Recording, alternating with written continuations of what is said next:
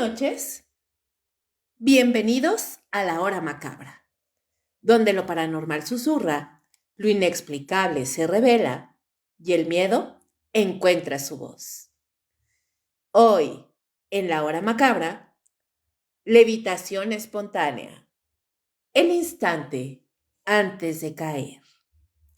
Comenzamos. La gravedad es una promesa silenciosa. Nadie la cuestiona. No se ve, no se oye, pero está ahí, sosteniéndonos. Mantiene los pies en el suelo, los cuerpos en su lugar, el mundo funcionando como debería. Confiamos en ella incluso mientras dormimos. Por eso, cuando falla, aunque sea por un instante, algo profundo dentro de nosotros se rompe. Imagina esto. Estás de pie, respiras, todo es normal. Y entonces, sin aviso, el suelo deja de sostenerte. No hay viento, no hay impulso, no hay alas. Solo el cuerpo elevándose, lentamente, en contra de todo lo que conoces. La levitación no es solo un fenómeno extraño. Es una ruptura del orden natural. Es el cuerpo desobedeciendo a la tierra. Desde tiempos antiguos, el ser humano ha temido tanto caer como elevarse sin control. Caer implica muerte, pero elevarse implica algo peor, perder el dominio, no decidir, ser movido por una fuerza que no entendemos. En relatos antiguos se habla de santos y demonios. En expedientes modernos se habla de episodios inexplicables, estados alterados, casos no concluyentes. El lenguaje cambia, pero el miedo permanece. Hay testimonios, siempre los hay. Personas que aseguran haber flotado unos centímetros sobre el suelo. Otras que dicen haber despertado pegadas al techo, incapaces de gritar. Voces que se quiebran cuando recuerdan ese instante exacto en el que dejaron de sentir peso. Algunas no recuerdan cómo bajaron. Otras dicen que algo las sostuvo en el aire. No son historias completas. Nunca lo son. Son fragmentos, declaraciones interrumpidas, miradas que se pierden cuando alguien hace la pregunta equivocada. ¿Y qué sentiste mientras estabas arriba?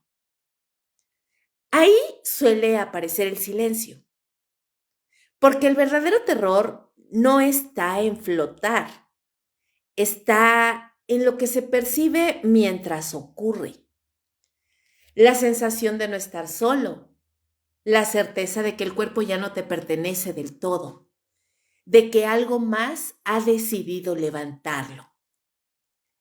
La ciencia intenta explicar, la religión intenta nombrar, pero hay casos que no encajan. Testigos múltiples, habitaciones cerradas, cuerpos suspendidos sin soporte visible. Y siempre, después, la misma secuela. La duda, la incomodidad, la sensación de haber cruzado un límite invisible. Esta noche, en la hora macabra, no vamos a buscar consuelo, no vamos a tranquilizarte. Vamos a acercarnos a ese instante exacto en el que el cuerpo deja de obedecer a la tierra. Vamos a recorrer testimonios, registros, experiencias y lugares donde la gravedad parece negociable. Y mientras escuchas, quizás te hagas la misma pregunta que se hacen quienes vivieron esto en carne propia. Si el suelo deja de llamarte, ¿qué es lo que realmente te está levantando? Capítulo 1. el momento en que el cuerpo se despega.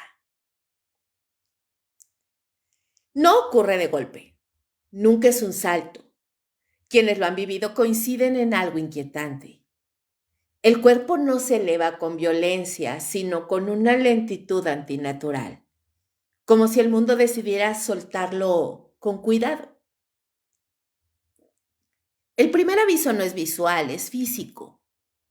Una sensación extraña en el pecho, similar a cuando el estómago se hunde antes de una caída, pero al revés. Un vacío que empuja hacia arriba. Algunos lo describen como un cosquilleo que nace en la espalda, otros como un peso que desaparece de las piernas. Los pies siguen tocando el suelo hasta que dejan de hacerlo. No hay sonido. Ese es uno de los detalles más perturbadores. No se escucha el aire desplazarse, no hay roce, no hay eco.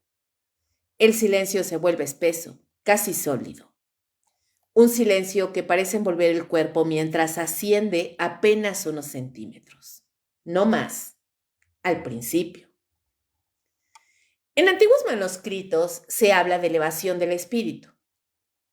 En conventos medievales quedaron registradas descripciones detalladas de cuerpos suspendidos durante oraciones profundas.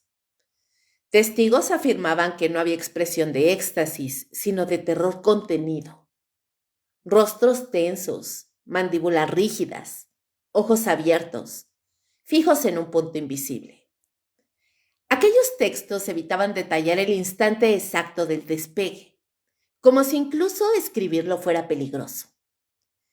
Siglos después, los relatos no son muy distintos. Una mujer, en una ciudad cualquiera, despierta de madrugada con la certeza de que algo no está bien. Abre los ojos y ve el techo más cerca de lo normal. No flota, por lo menos no alto, apenas unos centímetros, pero lo suficiente para saber que no está acostada. Intenta moverse, pero no puede. El aire está quieto, no hay viento, no hay sueño, está despierta. Y el tiempo parece detenido. La percepción del tiempo cambia de forma radical durante el ascenso. Minutos que se sienten como horas, segundos que se estiran de manera insoportable. El cerebro intenta encontrar una explicación, pero no hay referencias, no hay movimiento rápido, no hay caída, solo una subida lenta, constante, como si alguien estuviera levantando el cuerpo con una mano firme y paciente. Muchos testigos aseguran que en ese instante dejaron de escuchar su propia respiración. Otros dicen que el corazón parecía latir con fuerza, como si estuviera fuera del cuerpo, como si ya no estuviera dentro del pecho. La noción de arriba y abajo pierde sentido. El espacio se vuelve ambiguo, hostil. En archivos médicos del siglo XX existen reportes clasificados como episodios disociativos extremos. Pacientes encontrados flotando parcialmente sobre camas, sillones o pisos. Los informes son fríos, técnicos, pero hay notas escritas a mano al margen, observaciones personales, frases como no había corrientes de aire, el paciente no parecía inconsciente, la habitación estaba completamente en silencio. El silencio vuelve a aparecer siempre. No es solo la ausencia de sonido, es la sensación de que el entorno contiene la respiración, como si la casa, la habitación, el lugar entero supiera que algo no debería estar ocurriendo. Quienes presencian el fenómeno desde afuera suelen quedar paralizados. Algunos intentan hablar y no pueden. Otros aseguran que sus voces no salían aunque gritaban. En relatos más recientes, grabados con dificultad en entrevistas privadas, aparece un detalle constante. El miedo.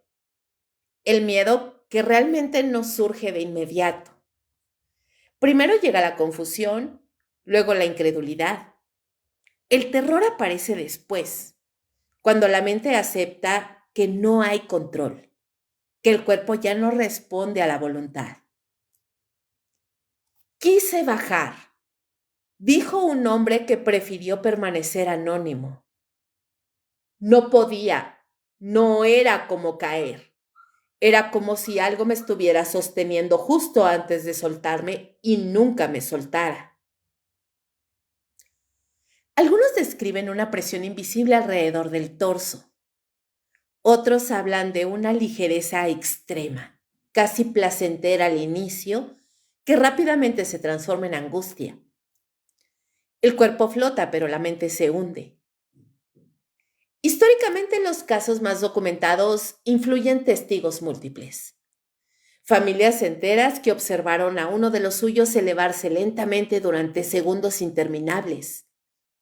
Sacerdotes que interrumpieron rituales al ver cómo el cuerpo del penitente se separaba del suelo. En muchos de esos registros, el ascenso se detiene bruscamente, como si algo hubiera cambiado de opinión. Nadie explica qué detona exactamente ese momento. No hay patrón claro, no siempre ocurre durante el sueño, no siempre hay antecedentes psicológicos. A veces sucede en completo estado de vigilia, en medio de una conversación trivial, en una habitación iluminada. Y siempre hay un instante preciso que queda grabado con una nitidez cruel. El momento en que los pies dejan de tocar el suelo. Ese punto exacto marca una frontera. Antes de él, el mundo tiene reglas. Después ya no. Algunas personas recuerdan haber intentado aferrarse a algo. Una mesa, una sábana, el borde de la cama. Pero los dedos no encuentran resistencia. El cuerpo sigue subiendo unos centímetros más. No mucho. Solo lo suficiente para que la mente comprenda que no es un error. El silencio se intensifica. No hay pensamientos claros, no hay palabras. Solo una pregunta muda que aparece sin forma definida. ¿Qué está pasando conmigo? Y en ese ascenso breve, suspendido, ocurre algo que casi nadie quiere describir. Una sensación de presencia. No una figura, no una voz, más bien una certeza. La impresión de que este movimiento no es accidental, de que no es el cuerpo el que decidió elevarse. Ese pensamiento suele marcar el inicio del verdadero miedo, porque una cosa es flotar, otra muy distinta es sentir que alguien o algo está observando el proceso con atención. Y en ese silencio absoluto, mientras el tiempo se dilata y el cuerpo se separa del suelo, surge la sospecha más perturbadora de todas. Tal vez la gravedad no falló. Tal vez simplemente dejó de ser la única fuerza presente.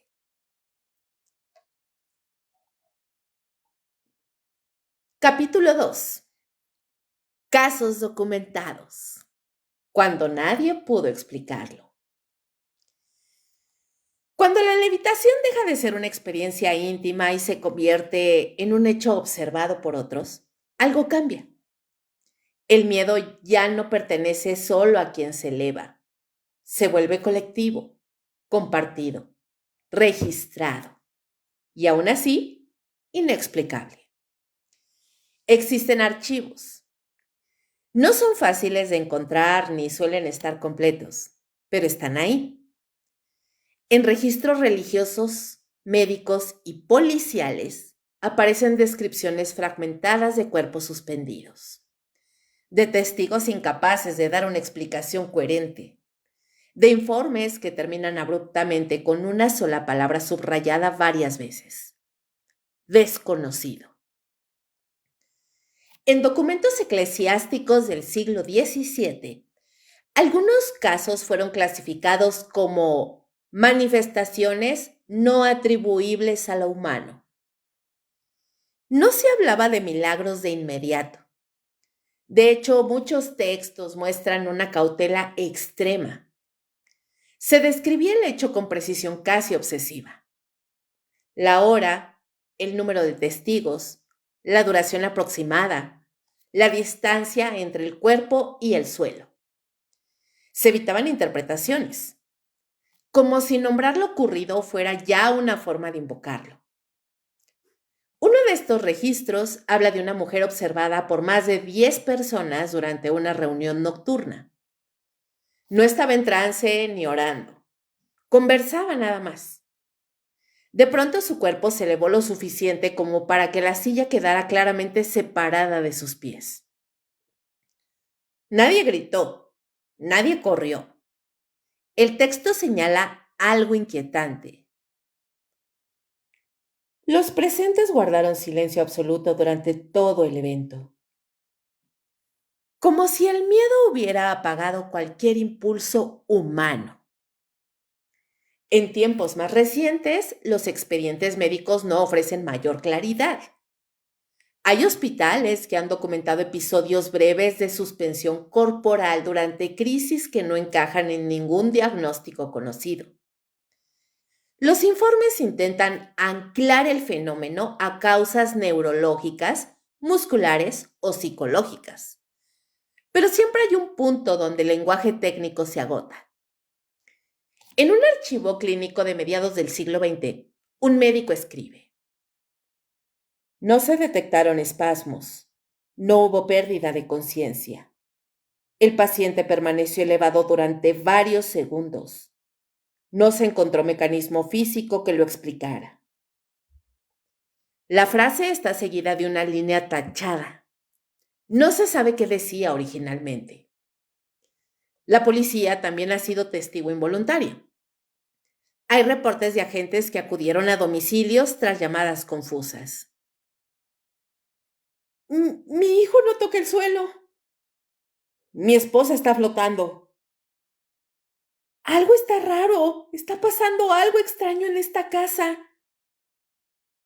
En la mayoría de los casos, cuando las autoridades llegan, el fenómeno ha cesado. Queda el desorden, queda el miedo, quedan los testigos. En uno de esos informes, varios oficiales describen a una familia entera sentada en silencio, incapaz de articular una versión clara. Todos coincidían en lo esencial. El cuerpo se elevó. Nadie lo tocó. Nadie supo qué hacer. El resto eran detalles contradictorios, como si la mente de cada testigo hubiera intentado protegerse distorsionando el recuerdo. La presencia de observadores múltiples es uno de los aspectos más perturbadores, porque elimina la posibilidad del error individual. Cuando varias personas ven lo mismo, al mismo tiempo, desde ángulos distintos, la explicación se vuelve urgente y peligrosa. Se intentaron recreaciones, experimentos improvisados. Algunos testigos aseguraron que probaron levantar al cuerpo sin éxito. Otros dicen que se acercaron y sintieron una resistencia extraña, como si el aire alrededor estuviera endurecido. Estas afirmaciones rara vez quedan en los informes oficiales. Se mencionan en entrevistas posteriores, en grabaciones privadas, en confesiones hechas muchos años después. Cada intento de explicación fracasa por una razón distinta. No hay hilos, no hay soportes, no hay corrientes de aire suficientes, no hay pérdida de equilibrio previa, no hay condiciones ambientales extremas. Cada hipótesis se derrumba frente a un detalle que no encaja. Y mientras tanto, el miedo se expande. No solo miedo al fenómeno en sí, sino al significado que podría tener. Cuando algo rompe las leyes conocidas frente a testigos, la sensación de seguridad colectiva se debilita. Si eso puede ocurrirle a una persona cualquiera, en una habitación cualquiera, entonces el mundo ya no es predecible. Algunos pueblos pequeños registraron cambios de conducta tras episodios de este tipo. Vecinos que evitaban ciertas casas, familias que se mudaban sin explicación, silencios prolongados cada vez que alguien mencionaba el incidente. El miedo no siempre se expresa con gritos, a veces se manifiesta en la negación absoluta. En ciertos casos, la comunidad decidió reinterpretar lo ocurrido. Se habló de milagro, de castigo, de señal. Cualquier explicación era mejor que aceptar la ausencia total de respuestas.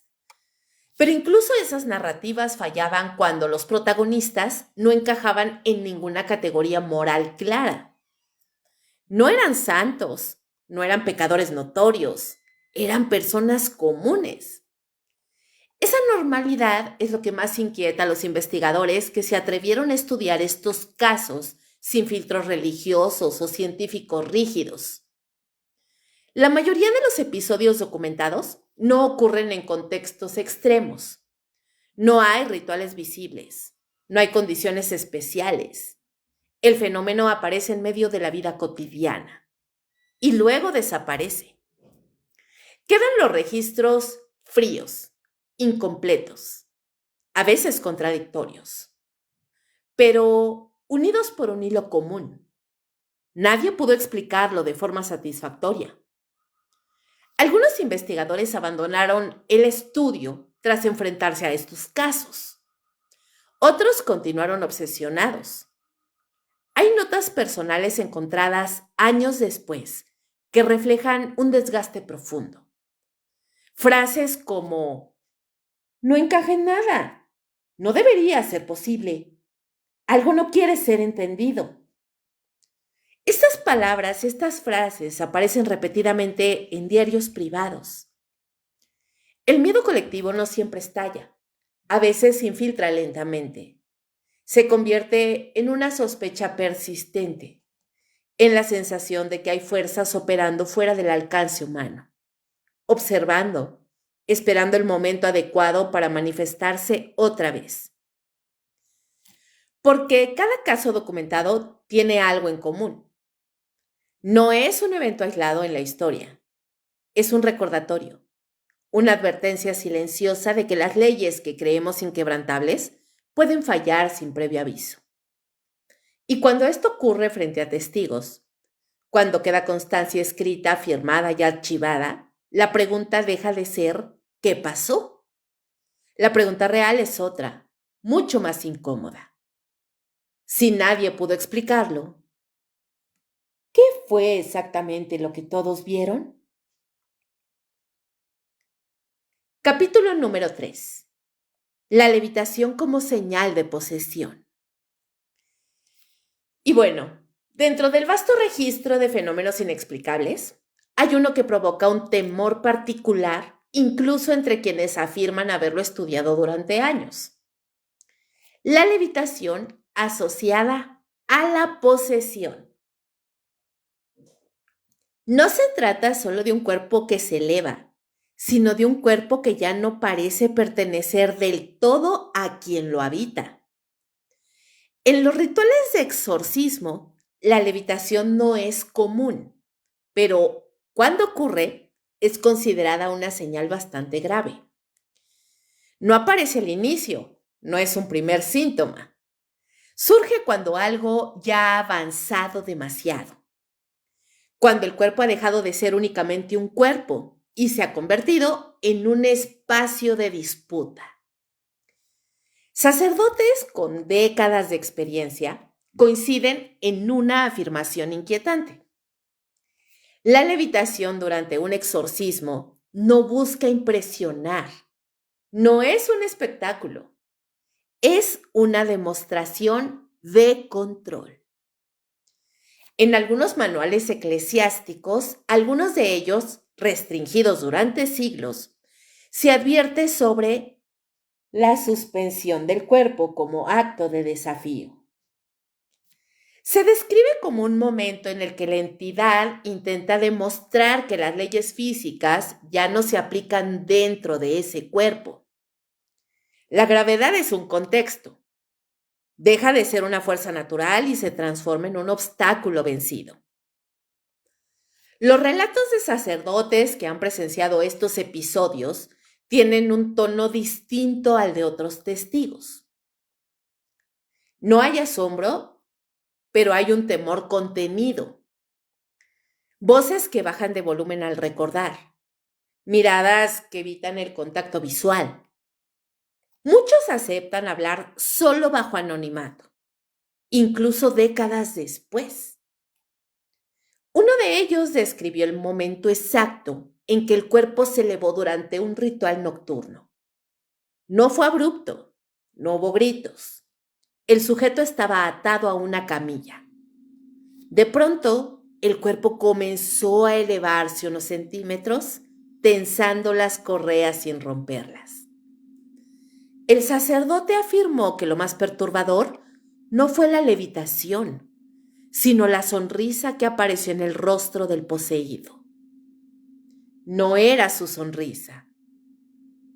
Los testigos suelen coincidir en los cambios físicos que acompañan estos episodios. La voz es uno de los primeros. Se vuelve más grave, más lenta, con una cadencia que no corresponde al timbre natural de la persona. En ocasiones aparecen palabras en idiomas desconocidos para el sujeto. No frases completas, sino como sonidos articulados con intención. La mirada también cambia. Los ojos parecen enfocar algo que no está en la habitación. No miran a los presentes, los atraviesan.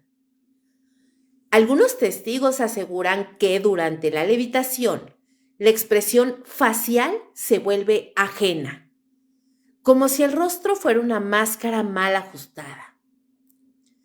La fuerza es otro elemento recurrente. Personas de complexión frágil requieren la contención de varios adultos. No se trata de espasmos ni de movimientos desordenados.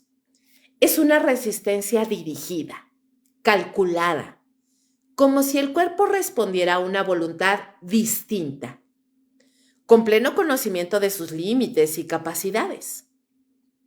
Durante estos episodios, el silencio vuelve a aparecer, pero no es el mismo silencio del despegue inicial descrito en otros contextos. Aquí es un silencio cargado, tenso.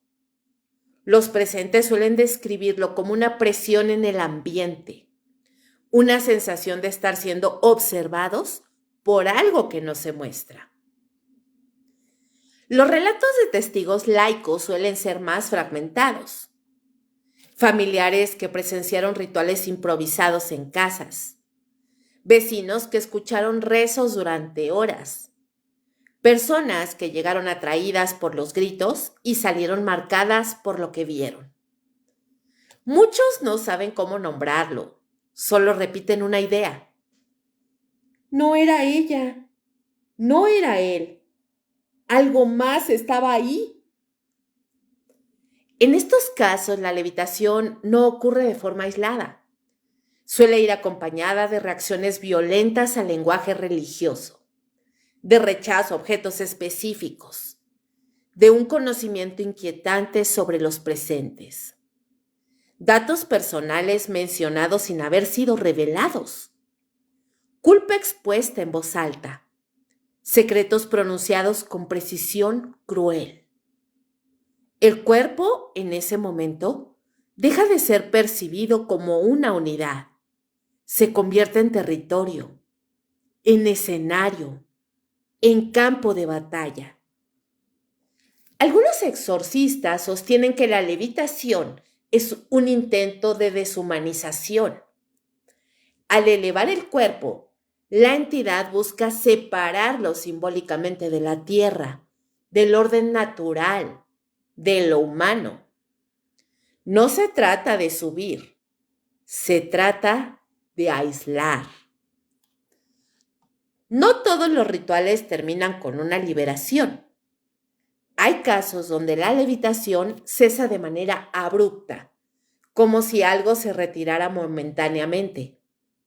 El cuerpo cae, el silencio se rompe, pero la sensación de ocupación permanece.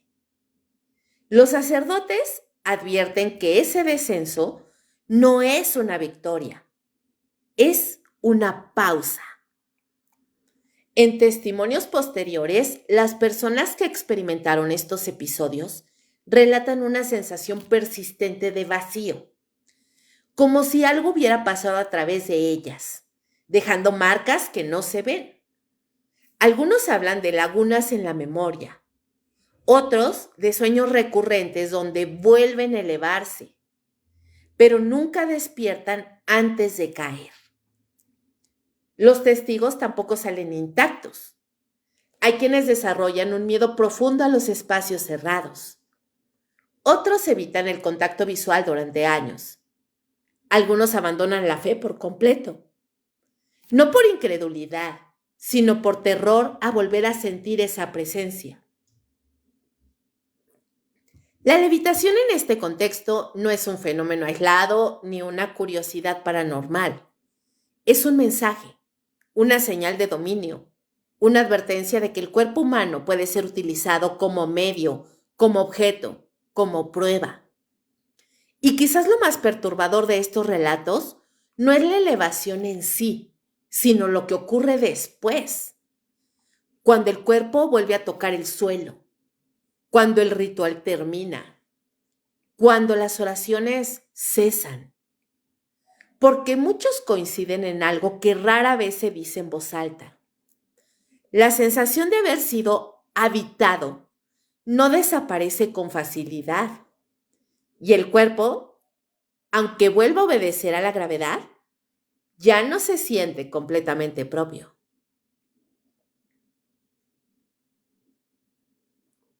Capítulo número 4. Rituales, trance y suspensión del cuerpo. No toda levitación ocurre en el caos. Algunos comienzan con preparación, con silencio buscado, con palabras dichas de forma deliberada. En estos casos, el ascenso del cuerpo no es una sorpresa, es una consecuencia. Desde tiempos antiguos, distintas culturas han desarrollado rituales cuyo objetivo no era elevar el cuerpo, sino alterar la conciencia. Sin embargo, en ciertos relatos, esa alteración terminó manifestándose de una forma física imposible de ignorar. El cuerpo siguió a la mente hacia un lugar donde las reglas habituales dejaban de aplicarse. En tablillas, pergaminos y relatos transmitidos de forma oral, se repite una idea inquietante. Para elevarse, primero hay que vaciarse, no del cuerpo, sino de la voluntad. El trance aparece como una puerta. No siempre se cruza con intención clara, pero una vez abierta, no se cierra con facilidad. Chamanes, ascetas, místicos y practicantes de rituales extremos describieron estados en los que la percepción del peso desaparecía por completo. No hablan de levitar como un acto espectacular, sino como una consecuencia secundaria de un desprendimiento más profundo. El cuerpo quedaba atrás, o eso creían. En rituales antiguos la preparación era larga. Ayunos prolongados, repetición constante de sonidos o palabras, privación del sueño. El objetivo era debilitar la frontera entre lo consciente y lo inconsciente. Cuando esa frontera se volvía difusa, ocurrían cosas que no estaban en el plano original. Algunos textos advierten explícitamente sobre el peligro de elevarse sin ancla. Se habla de personas que entraron en trance profundo y al hacerlo perdieron la noción de su propio cuerpo. En ciertos casos, los testigos afirmaron que el cuerpo comenzó a suspenderse, primero de forma casi imperceptible, luego con mayor claridad. Nadie celebraba, nadie aplaudía, el ritual se detenía de inmediato. Porque la suspensión del cuerpo indicaba algo más grave. La conciencia había ido demasiado lejos. En prácticas contemporáneas, alejadas del lenguaje religioso tradicional, el fenómeno persiste.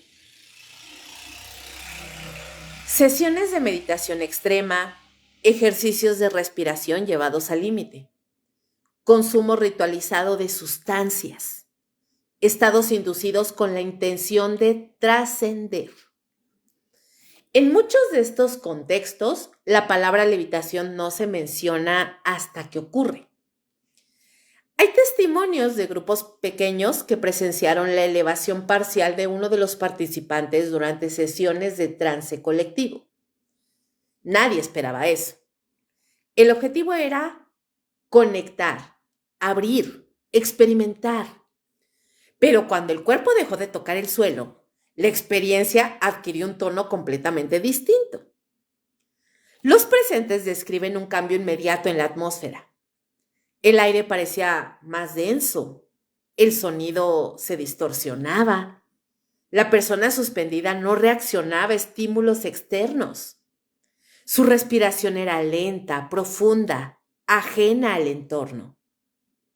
Algunos intentaron tocarla, retiraron la mano de inmediato, describiendo una sensación de resistencia difícil de explicar. En estos contextos, la intención juega un papel central, no siempre como causa directa, sino como catalizador. La mente enfocada, concentrada en un objetivo abstracto, puede empujar al cuerpo más allá de sus límites habituales.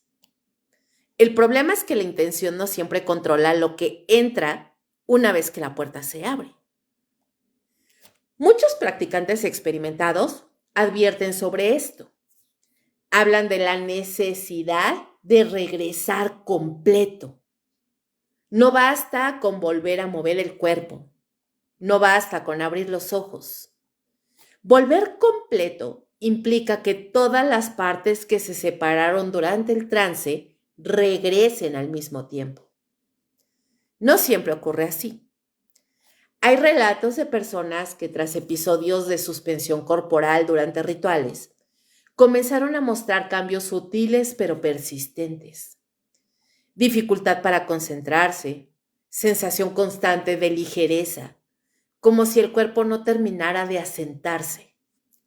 Episodios de desconexión súbita, la impresión de que algo quedó abierto. En tradiciones antiguas, estos casos eran tratados con rituales de cierre. Se hablaba de sellar, de llamar de vuelta, de atar el espíritu al cuerpo. En contextos modernos, esas prácticas suelen ignorarse o considerarse innecesarias. El resultado es una serie de experiencias incompletas, mal cerradas, que dejan secuelas difíciles de nombrar. Algunos participantes describen sueños recurrentes en los que vuelven a elevarse, pero esta vez sin testigos, sin ritual, sin control. Otros hablan de una sensación persistente de observación, como si algo que fue convocado no hubiera entendido que debía retirarse. El trance profundo en estos relatos no aparece como un estado pasivo. Es una actividad intensa, exigente, que consume recursos mentales y físicos. Cuando el cuerpo se suspende durante estos estados, se interpreta como una señal de que se ha cruzado un umbral crítico. No se trata de un logro, se trata de una advertencia. En entrevistas privadas, algunos facilitadores de rituales admiten haber presenciado estos episodios, solo 1 o 2 veces en su vida. La mayoría decidió no volver a guiar sesiones después de eso. No por miedo inmediato, ¿saben? Sino por la certeza de que no tenían control real sobre lo que se estaba invocando, provocando o simplemente permitiendo.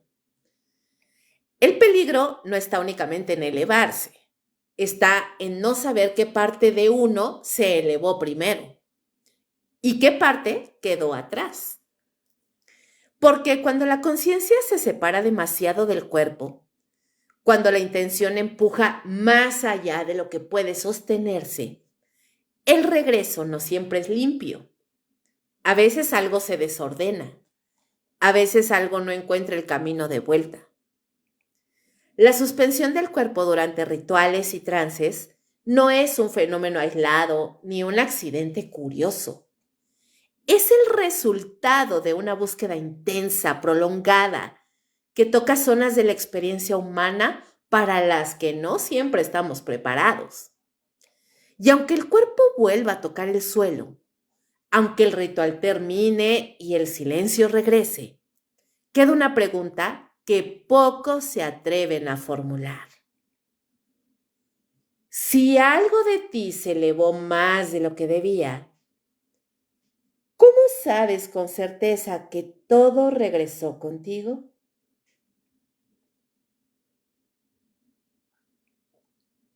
Capítulo 5. Casas, habitaciones y lugares donde ocurre. No todos los episodios de levitación están ligados a una persona. Algunos parecen estar ligados a un lugar, como si ciertos espacios conservaran una predisposición silenciosa, una especie de memoria invisible capaz de alterar lo que ocurre dentro de ellos. Hay casas donde el fenómeno no sucede una sola vez, se repite. Cambian los habitantes, cambian las épocas, pero el patrón permanece. No siempre de la misma forma, no siempre con la misma intensidad, pero lo suficiente como para quienes lo viven sientan que no fue casualidad. En estos lugares, la levitación no llega acompañada de rituales ni de crisis evidentes. Aparece en la cotidianidad, en habitaciones cerradas, en pasillos estrechos, en cuartos donde el aire parece más denso, incluso cuando las ventanas están abiertas. Los testigos suelen descubrir una sensación previa difícil de definir. No es miedo inmediato, es incomodidad. La impresión de que el espacio está mal equilibrado, como si algo no terminara de asentarse. En muchos casos, el cuerpo reacciona antes que la mente. Mareos leves, presión en los oídos, una percepción alterada de la profundidad. En viviendas antiguas, especialmente aquellas construidas sobre terrenos con historias de abandono, violencia o rituales olvidados, los relatos coinciden en un detalle inquietante. El fenómeno ocurre siempre en el mismo punto, la misma habitación, el mismo rincón, el mismo tramo del suelo. Una familia relató que durante generaciones se evitaba una habitación específica de la casa. No estaba clausurada ni en mal estado, simplemente no se usaba. Cada intento de ocuparla terminaba con sensaciones extrañas. En una ocasión, uno de los miembros afirmó haberse elevado unos centímetros mientras estaba de pie junto a la cama. Nadie volvió a dormir ahí. En edificios más recientes, los casos no desaparecen. Departamentos modernos, hospitales, hoteles, lugares impersonales donde no debería quedar rastro de nada. Sin embargo, ciertos espacios parecen acumular algo con el tiempo.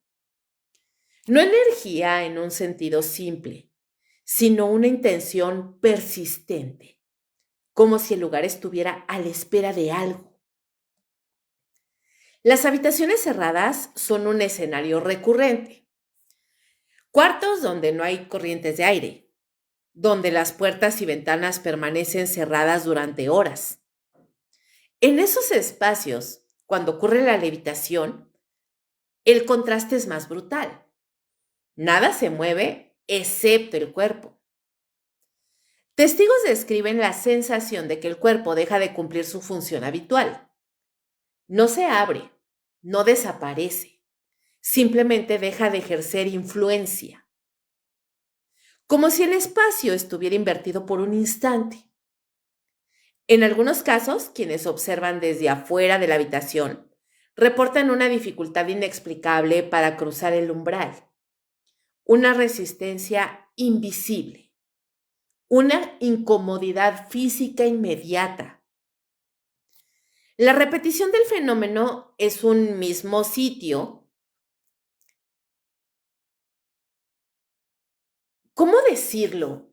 Miren, cuando un fenómeno se repite constantemente en el mismo espacio, en el mismo lugar, en la misma habitación, en el mismo recinto, inquieta muchísimo esto a los investigadores independientes, porque esto sugiere que el detonante no siempre es una persona.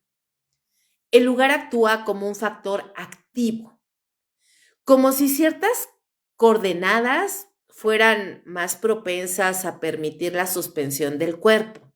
No sé si me explico. Hay teorías, por ejemplo, fallas geológicas, campos electromagnéticos anómalos, alteraciones estructurales.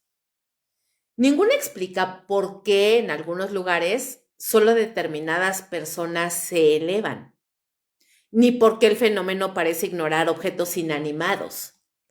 Porque, a ver, hemos escuchado de levitación espontánea en personas, pero muy rara vez ay, es que levitó una silla, por ejemplo.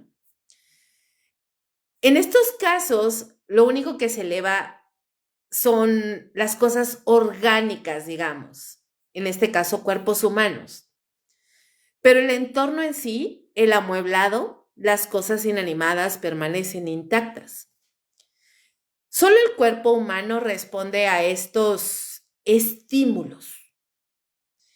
Algunos habitantes describen estos sitios como lugares que empujan hacia arriba, no de forma violenta, no constante. Es una presión sutil, intermitente, que se intensifica bajo ciertas condiciones. Por ejemplo, en la noche, en silencio, cuando la habitación está vacía o cuando alguien permanece demasiado tiempo sin moverse.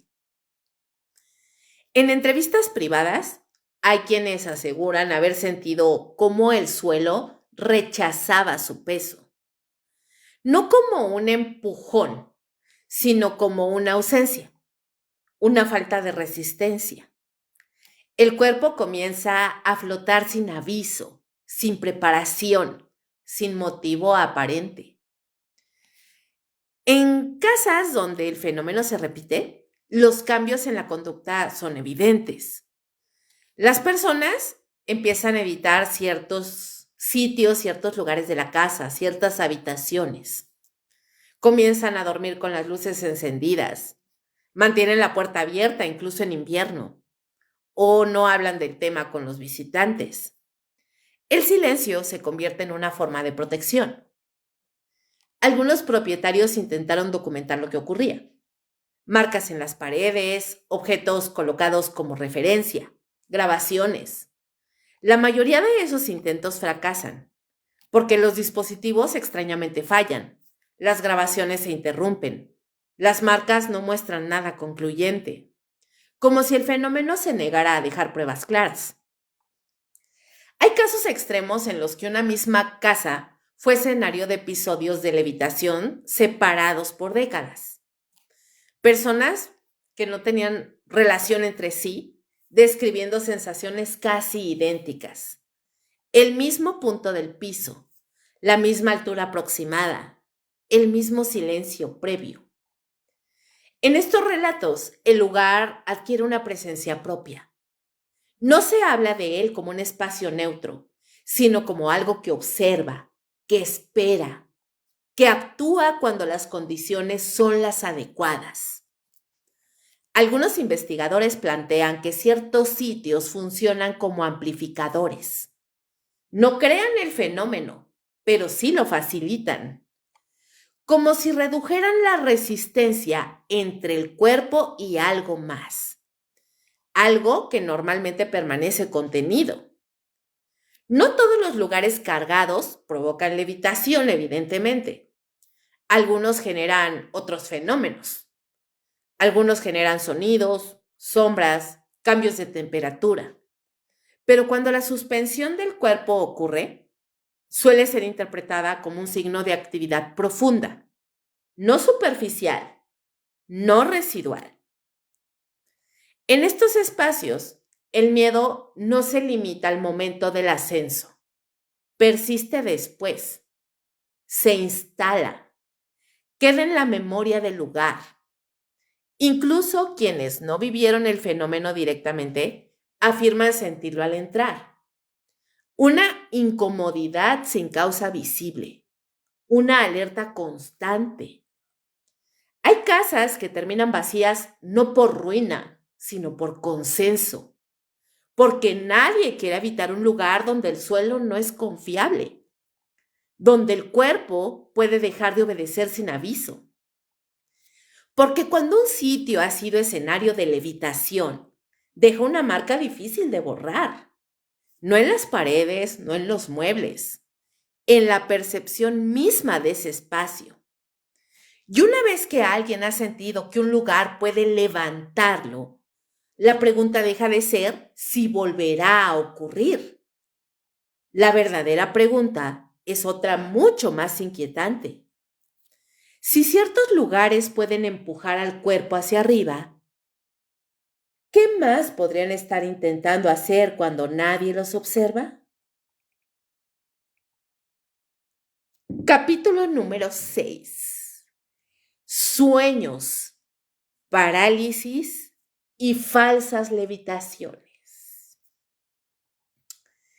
Bueno, no todo ascenso, chicos, ocurre en la vigilia completa. Hay experiencias que evitan una zona ambigua, un territorio inestable donde el cuerpo duerme, la mente observa y la realidad se vuelve frágil. En ese espacio intermedio, muchas personas han sentido que flotan. Y la pregunta inevitable surge después. ¿Fue real o no? La diferencia entre una levitación auténtica y una falsa es difícil de establecer cuando la conciencia no está del todo despierta. El cerebro en ciertos estados puede generar sensaciones físicas de una intensidad extrema, pero hay detalles que incomodan incluso a quienes intentan explicarlo todo desde lo neurológico. La parálisis del sueño es uno de los fenómenos más citados. Esto ocurre cuando el cuerpo permanece inmóvil mientras la mente está despierta. El sujeto es consciente, pero es incapaz de moverse. En ese estado, la sensación de flotación es frecuente. El cuerpo parece ligero, separado del colchón, suspendido en el aire. Algunos describen una elevación lenta, controlada, por nada visible. Sin embargo, la parálisis del sueño no explica todo. Quienes la han experimentado varias veces aprenden a reconocerla. Identifican la presión en el pecho, la imposibilidad de gritar, la presencia opresiva. Pero hay relatos que no encajan del todo. Personas que aseguran haber flotado fuera de la cama y luego haber despertado en el suelo. O que despertaron con marcas en la piel como si hubieran sido sostenidas desde arriba. En estos casos, la frontera entre sueño y vigilia se vuelve peligrosa. El cerebro puede simular movimiento, pero no siempre puede simular consecuencias físicas coherentes. Ahí es donde la duda se instala. La sensación de flotación involuntaria durante el sueño suele comenzar de forma placentera. Lideresa, sentirse como vacío, como ligero, ausencia de peso, una calma profunda. Pero esa calma se rompe cuando la mente intenta recuperar el control. Cuando surge la intención de moverse, de despertar por completo. Muchos relatan que en ese instante el ascenso se detiene abruptamente. El cuerpo queda suspendido. El tiempo se distorsiona y aparece el miedo. No el miedo al fenómeno, sino el miedo a no poder salir de él. El miedo a no despertar. Hay quienes aseguran haber escuchado sonidos durante estas experiencias. No voces claras, sino murmullos lejanos, vibraciones, un zumbido constante que acompaña la sensación de elevación. Otros describen un silencio absoluto, tan profundo que resulta antinatural. En ambos casos, el entorno parece real. La habitación es reconocible. Los objetos están donde deberían. No hay imágenes oníricas evidentes. Todo parece demasiado nítido para ser un sueño común. Algunos investigadores del sueño sostienen que estas experiencias son producto de una disociación temporal entre la percepción y el movimiento. Pero esa explicación se debilita cuando aparecen testigos externos. Personas que afirman haber visto el sujeto elevarse ligeramente durante el descanso. No siempre de forma completa. A veces solo el torso. A veces solo unos centímetros. Estos testimonios son difíciles de clasificar. No encajan del todo en el ámbito del sueño, pero tampoco cumplen con los criterios de una experiencia plenamente consciente. Permanecen en una zona gris que incomoda a ambos extremos. El miedo más recurrente en estos relatos no es el del ascenso, sino el del regreso. La sensación de caer de golpe dentro del propio cuerpo. Un impacto seco, una respiración agitada, el corazón acelerado y la duda persistente. ¿Volví porque quise o porque algo me soltó? Algunas personas desarrollan un temor profundo de dormir después de estas experiencias. Evitan el descanso. Mantienen luces encendidas. Empiezan a dormir acompañadas. El sueño, que debería ser refugio, se empieza a convertir en amenaza. Otros, en cambio, sienten una atracción inquietante porque intentan repetir la experiencia. Se acuestan en un silencio absoluto, controlan la respiración, buscan ese punto exacto donde el cuerpo se duerme y la mente permanece alerta. No siempre funciona, pero cuando ocurre, el resultado no siempre es el esperado. Porque no todas las falsas levitaciones terminan con un despertar claro. Fíjense que hay relatos de personas que quedaron atrapadas en un estado prolongado de inmovilidad, inconscientes de su entorno, pero incapaces de reaccionar. Minutos que se sienten eternos.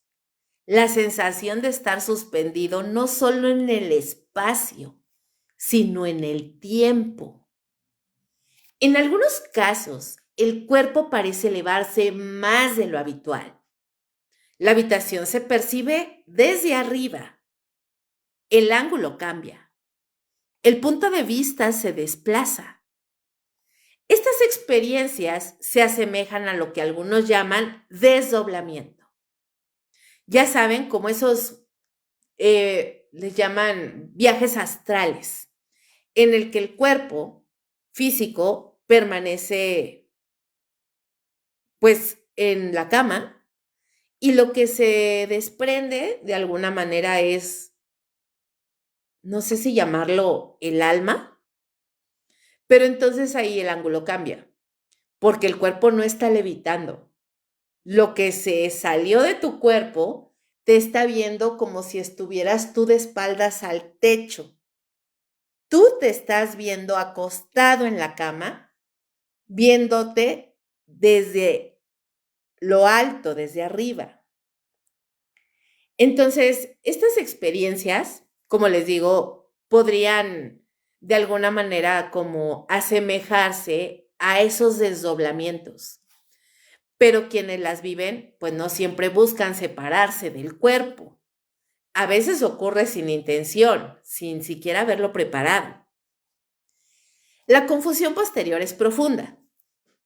¿Fue una experiencia interna o algo más aprovechó ese estado vulnerable? El miedo al no despertar se transforma con el tiempo en otra inquietud más sutil. La sospecha de que el cuerpo puede ser abandonado con demasiada facilidad, de que hay estados en los que la conciencia se afloja y se vuelve permeable. En entrevistas realizadas años después, algunas personas confiesan que nunca volvieron a dormir igual, no por insomnio, sino por vigilia, como si algo pudiera volver a ocurrir en cualquier momento, sin previo aviso. La línea entre sueño y experiencia real no siempre es clara, pero hay una diferencia crucial que muchos señalan. En los sueños, uno suele estar solo. En estas falsas levitaciones hay una sensación persistente de compañía y no necesariamente una compañía visible. No necesariamente tiene que ser hostil, pero sí sientes la presencia. Ese detalle es el que más inquieta a quienes intentan racionalizarlo todo, porque incluso los sueños más vívidos conservan una lógica interna. Aquí, en cambio, la experiencia parece responder a algo externo al soñante. Tal vez algunas levitaciones no sean lo que parecen.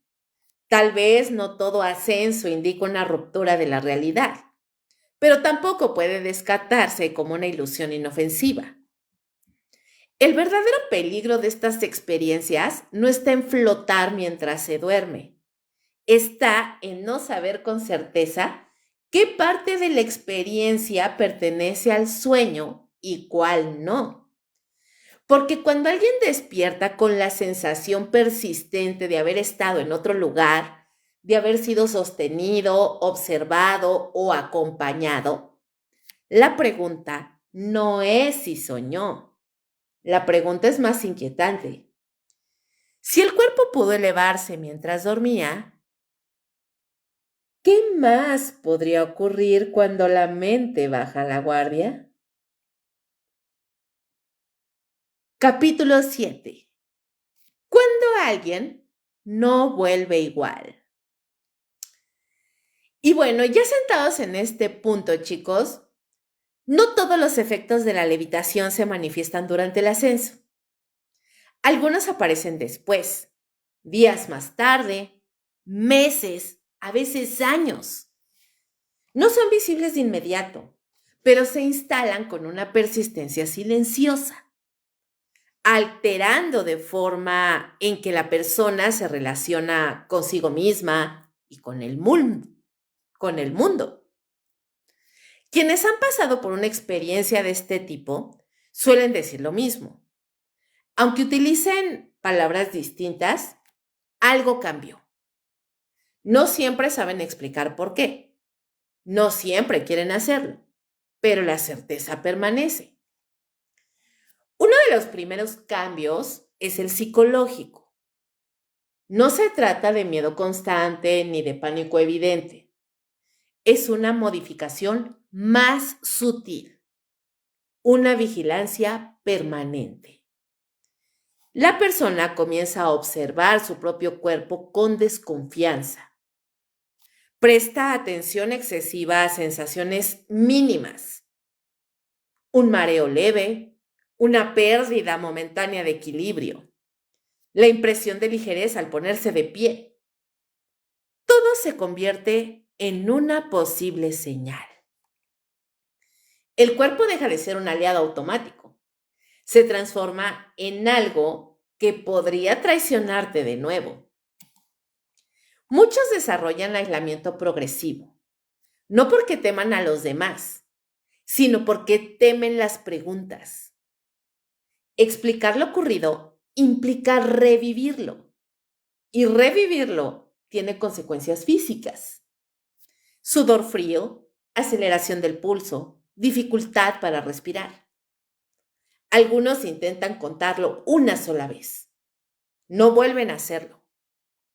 El silencio se vuelve una forma de autoprotección. La obsesión aparece de manera gradual. Al principio como una curiosidad contenida. Lecturas nocturnas, búsquedas discretas, comparación de testimonios. Luego la mente comienza a girar alrededor de una sola pregunta. ¿Por qué yo? No hay respuesta satisfactoria, pero la pregunta no desaparece. En algunos casos, esta obsesión deriva en culpa. La persona empieza a buscar errores pasados, decisiones equivocadas, pensamientos prohibidos. Se pregunta si hizo algo para merecerlo, si abrió una puerta sin saberlo, si fue castigada o elegida. Esa culpa no siempre tiene un origen racional. A veces se manifiesta como una sensación difusa de responsabilidad, como si la experiencia hubiera sido una consecuencia lógica de algo que se hizo o se pensó, aunque no hay evidencia de ello.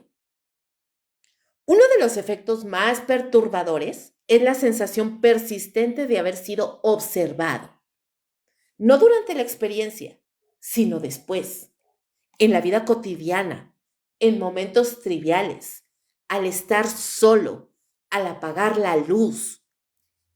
No se trata de paranoia, por lo menos no paranoia clásica. No hay una figura definida, no hay una amenaza clara.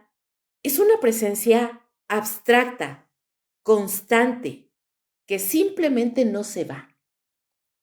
Algunas personas describen esta sensación como una atención dirigida, como si algo supiera que ya estuvieron arriba, como si al haber cruzado ese límite hubieran quedado marcados.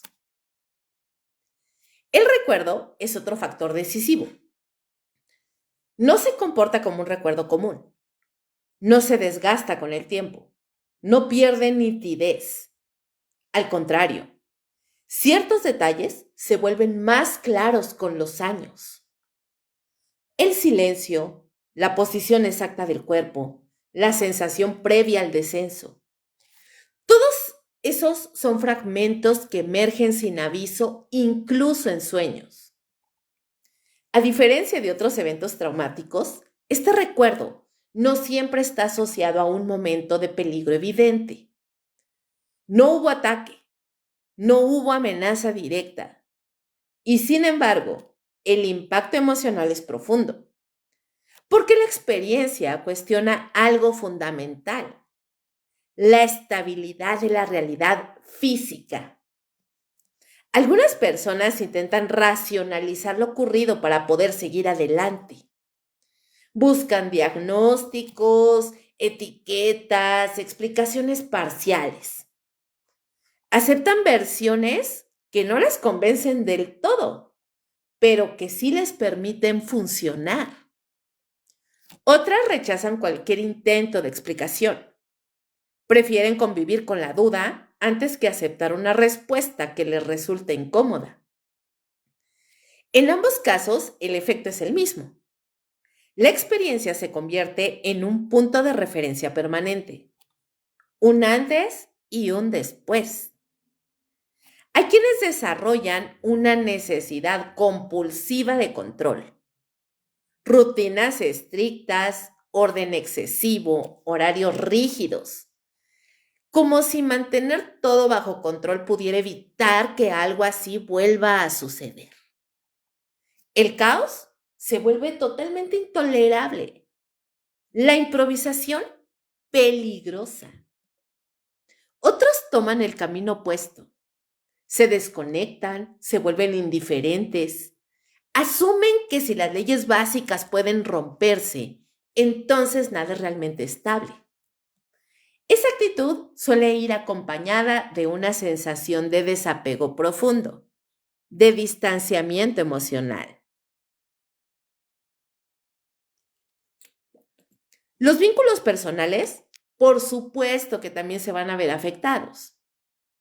Es difícil compartir una experiencia que no puede explicarse sin perder credibilidad. Algunos sienten que nadie podría entenderlo sin haberlo vivido. Y es verdad.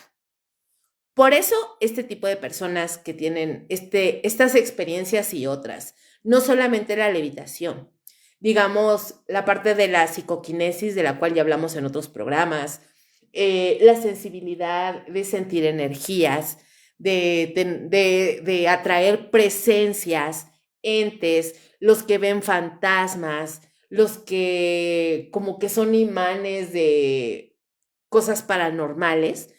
Todo ese tipo de personas siempre son muy reservados, como que se vuelven una olla de presión, ¿sabes?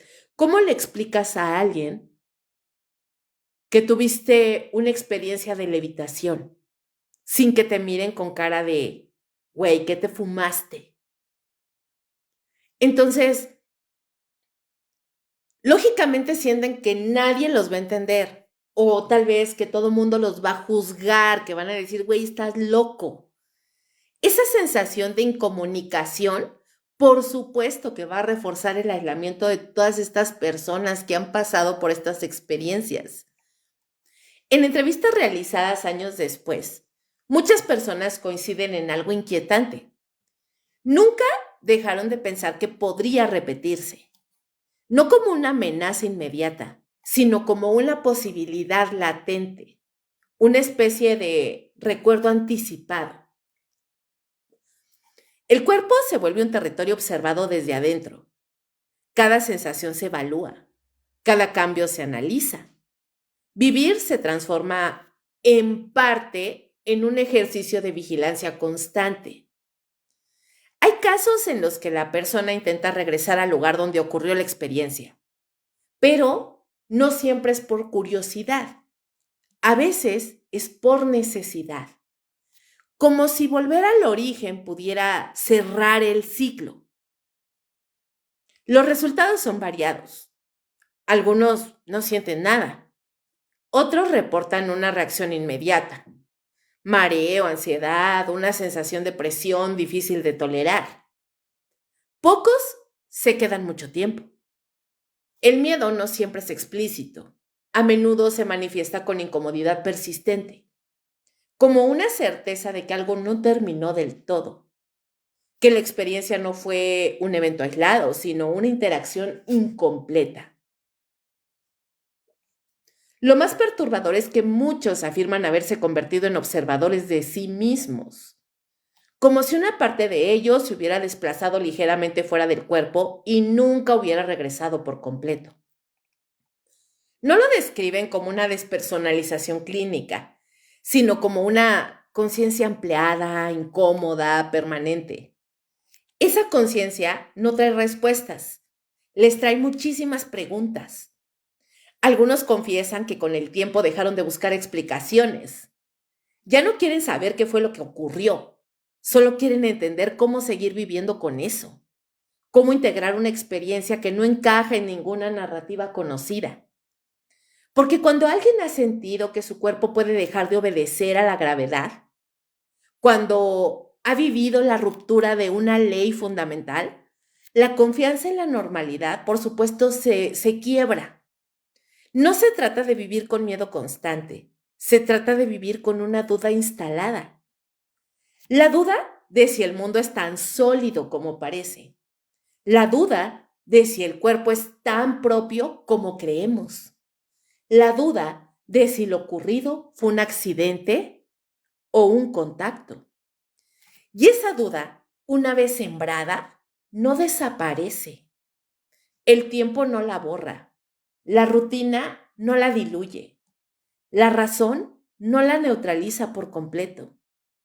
Porque hay experiencias que no buscan ser comprendidas, solo buscan dejar huella. Y quienes las viven, aunque sigan caminando, hablando, durmiendo y respirando como antes, saben algo que los demás no saben.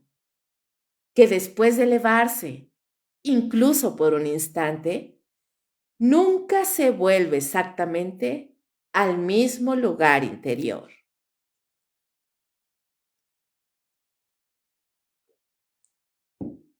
Capítulo 8. Elevarse no es lo peor.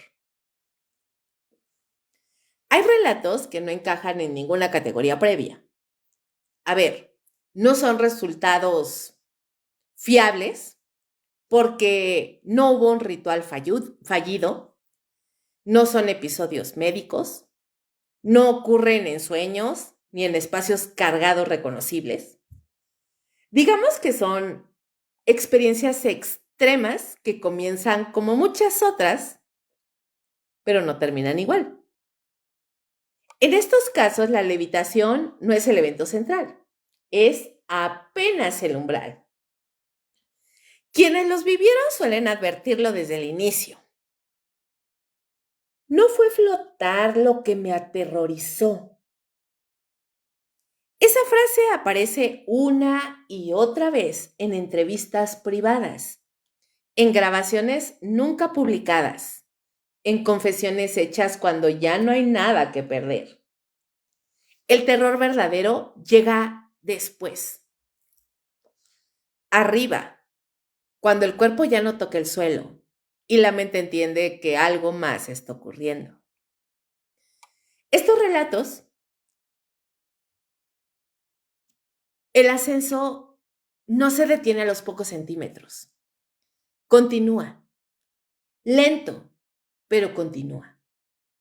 El cuerpo alcanza una altura suficiente como para cambiar por completo la percepción del espacio.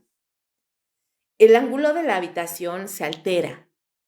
Las proporciones dejan de ser familiares. Lo conocido se vuelve extraño. Y entonces aparece la certeza. No una sospecha, no una idea, una certeza absoluta de no estar solo.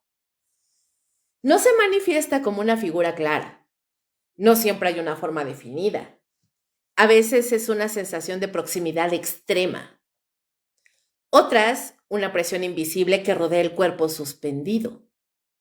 Algunos describen una presencia detrás, aunque no haya un punto de referencia espacial lógico.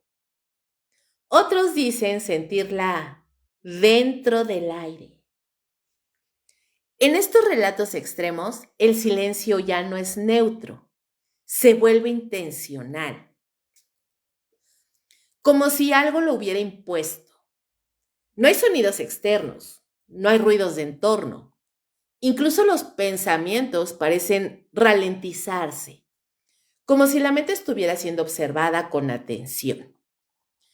Uno de los elementos más perturbadores es la pérdida de individualidad.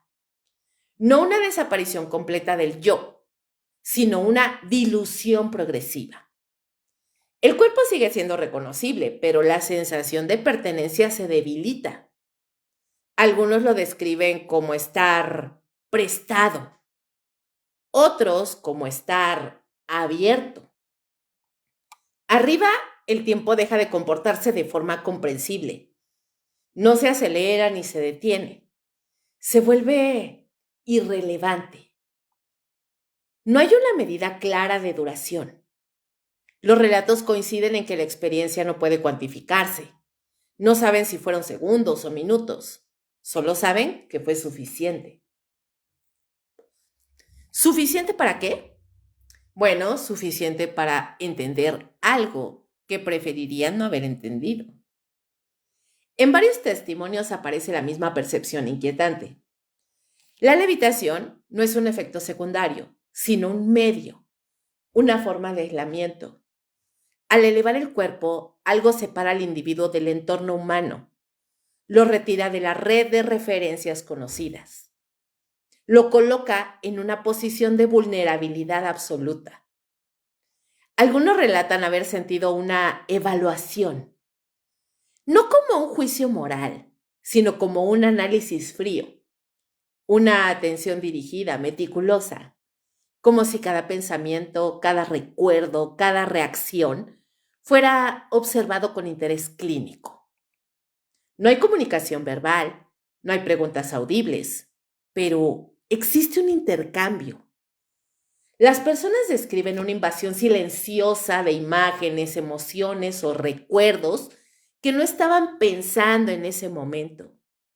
Escenas del pasado, sensaciones olvidadas, culpa, miedo, a veces una calma artificial, demasiado profunda para ser tranquilizadora. En estos casos, el cuerpo suspendido no lucha y no lo hace porque no puede. La resistencia no parece tener sentido. No hay contra qué empujar. No hay una dirección clara. Solo la sensación de estar sostenido por algo que no necesita esfuerzo. Algunos describen una comprensión repentina. La levitación no es un acto hostil, no en el sentido tradicional. Es una demostración de acceso. Una prueba de que el cuerpo humano puede ser intervenido sin violencia visible. Esa comprensión es lo que quiebra a muchos, porque implica que la integridad física no es la última barrera, que hay niveles de control más profundos, que lo humano no es tan autónomo como creemos. En relatos particularmente extremos, las personas aseguran haber sentido que algo intentaba ajustar su cuerpo, no moverlo, ajustarlo, como si estuviera calibrando una herramienta, evaluando sus límites, midiendo sus respuestas. En esos momentos el miedo no se manifiesta como pánico, se manifiesta como resignación, como una aceptación forzada de la propia impotencia. Algunos describen una sensación de pequeñez absoluta, otros una lucidez brutal.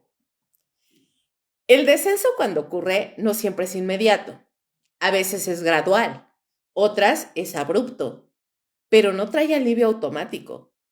El cuerpo vuelve al suelo, pero la experiencia no se cierra, no hay sensación de final. Lo más perturbador ocurre después. Muchos relatan que durante el ascenso entendieron algo que luego no pudieron recordar con claridad, una especie de conocimiento incompleto, una certeza sin contenido. Saben que comprendieron algo importante, pero no pueden traducirlo en palabras. Esa pérdida parcial es más angustiante que la experiencia misma. Algunos intentaron describirlo como una advertencia, otros como una constatación. Ninguno pudo articularlo sin sentir que se le escapaba lo esencial. En estos relatos la levitación extrema no se repite, o al menos no de la misma forma. Es un evento único, definitivo, como si algo hubiera obtenido lo que necesitaba. Los testigos, cuando existen, describen escenas difíciles de procesar. El cuerpo suspendido, inmóvil, con una expresión ausente. No de dolor, no de éxtasis, sino más bien de desconexión, como si la persona no estuviera del todo ahí. Después el regreso es incompleto, no en términos físicos, porque el cuerpo sigue funcionando, la mente razona, pero algo queda desplazado. Una referencia interna cambia de lugar. La percepción de la realidad se vuelve más frágil. Quienes vivieron estos episodios extremos suelen abandonar cualquier intento de explicación. No buscan respuestas en la ciencia ni tampoco en la religión. Ambas les resultan insuficientes. No porque nieguen sus marcos, sino porque sienten que lo ocurrido no pertenece a ninguno de ellos. El verdadero terror en estos casos no es flotar, es comprender que la levitación fue solo la parte visible de algo mucho más profundo, algo que no necesitó mostrarse del todo, porque elevarse implica separación y la separación implica acceso, acceso a un cuerpo que por un instante dejó de estar protegido por el peso, por la fricción, por la gravedad, acceso a una conciencia que quedó suspendida, abierta, expuesta. Muchos coinciden en una última sensación, difícil de describir pero imposible de olvidar, la impresión de haber sido reconocido, no como individuo, sino como posibilidad. Y esa impresión no se borra. No importa cuántos años pasen, no importa cuánto se intente normalizar la experiencia. Hay una certeza que permanece intacta, inmóvil, como una sombra interna, que durante ese tiempo arriba algo supo que estaban ahí, que no fue un accidente, que no fue un error y que si alguna vez ocurrió, podría volver a ocurrir. Porque elevarse no es lo peor. Lo peor es descubrir en ese silencio absoluto, suspendido entre el suelo y la nada, que la gravedad no era lo único que te mantenía a salvo. Y bueno, chicos, hay experiencias que no terminan cuando el cuerpo vuelve al suelo. La levitación, real, percibida o impuesta, no se cierra con el descenso. El verdadero final nunca coincide con el momento en que los pies tocan la tierra otra vez. Empieza después, cuando todo parece haber vuelto a la normalidad, pero no lo ha hecho. Quienes han vivido algo así no suelen hablar de miedo constante. Hablan de una alteración más sutil, una grieta, algo que se desplazó en su manera de habitar el mundo. Antes el suelo era una certeza. Después es solo una costumbre. Ya no confían del todo en la obediencia del cuerpo, ni en la estabilidad de las leyes invisibles. Porque tocar el aire, ser sostenido por nada, deja una huella que no siempre se nota de inmediato. Al principio la vida continúa. Se duerme, se trabaja, se habla con otros. Pero hay momentos específicos en los que la memoria regresa sin aviso. Al apagar la luz, al cerrar una puerta, al quedar a solas en una habitación silenciosa. En esos instantes algo se activa.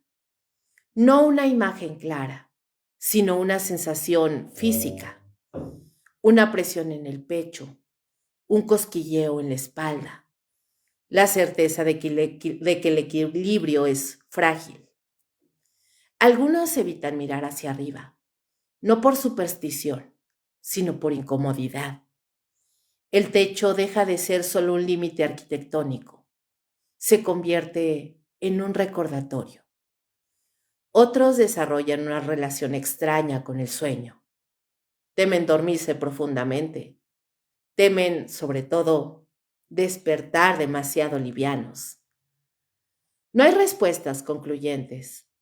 No las hubo antes y no las habrá ahora. La ciencia observa desde fuera. La fe interpreta. Pero quienes tocaron el aire saben que ninguna explicación logra cerrar del todo la experiencia. Porque lo vivido no fue físico, fue una invasión del orden, una demostración silenciosa de que hay fuerzas internas o externas capaces de intervenir sin pedir permiso. El fenómeno de la levitación espontánea no necesita repetirse para permanecer. Basta una sola vez. Basta un solo instante suspendido para que la duda se instale de forma permanente. ¿Fue el cuerpo? ¿Fue la mente? ¿Fue algo más? La pregunta cambia con los años, pero nunca desaparece. Y hay algo aún más inquietante. Muchos relatan que con el tiempo dejan de preguntarse por qué ocurrió y empiezan a preguntarse ¿para qué? Esa transición no trae calma, trae una sospecha incómoda. La posibilidad de que la experiencia no haya sido un error, sino un contacto, un cruce breve, una interacción mínima pero suficiente. Porque si algo pudo levantar un cuerpo sin esfuerzo, sin ruido, sin explicación, entonces también pudo observar, aprender, registrar. Quizá por eso algunos sienten que no están del todo solos incluso años después. No hablan de presencias visibles, hablan de una atención difusa, de una sensación de ser recordados, como si aquel instante suspendido hubiera dejado un rastro, no en el espacio, sino en otra parte. Después de tocar el aire, la realidad no se rompe, se vuelve más delgada, más permeable. Los límites siguen ahí, pero ya no parecen absolutos. Y esa es la verdadera incomodidad. No el miedo constante, sino la pérdida de certezas básicas. La gravedad vuelve a cumplir su función. El mundo sigue girando, pero algo permanece en estado de alerta. Una parte de la conciencia que ya no se relaja del todo, que recuerda incluso cuando no quiere. Tal vez nunca sepamos qué provoca realmente estos episodios. Tal vez nunca podamos nombrar aquello que sostiene, eleva u observa. Pero hay una verdad compartida por todos los testimonios, incluso los más distintos entre sí. Una vez que el cuerpo deja de obedecer a la tierra, ya no se puede vivir como si nada pudiera volver a pasar. Y mientras escuchas esto, con los pies apoyados en el suelo, en una habitación aparentemente segura, quizá valga la pena preguntarse algo simple y profundamente inquietante. ¿Estás seguro de que el peso que sientes ahora mismo es solo gravedad? ¿O es apenas una tregua? Y así, chicos, concluimos con este tema de levitación espontánea. Espero de verdad que haya sido interesante para ustedes, que les haya gustado, que lo hayan disfrutado, pero sobre todo que el día de hoy hayamos aprendido algo nuevo. Los invito a seguirme en mi canal de YouTube, donde estarán disponibles todas las emisiones de La Hora Macabra y Perturbador. Ya saben que ahí me encuentran como Cabón Podcast. Y también pueden disfrutar de mi contenido en mi canal de WhatsApp. Si quieren escuchar leyendas, cuentos de terror y las cosas más increíbles y sorprendentes del mundo, ahí me encuentran como Kaboom. Hasta la próxima emisión de La Hora Macabra, donde cada noche las sombras tienen algo que contar y nosotros estamos para escucharlas. Hasta entonces, buenas noches o lo que quede de ella y como siempre les deseo, dulces pesadillas. ¡Chao, chao!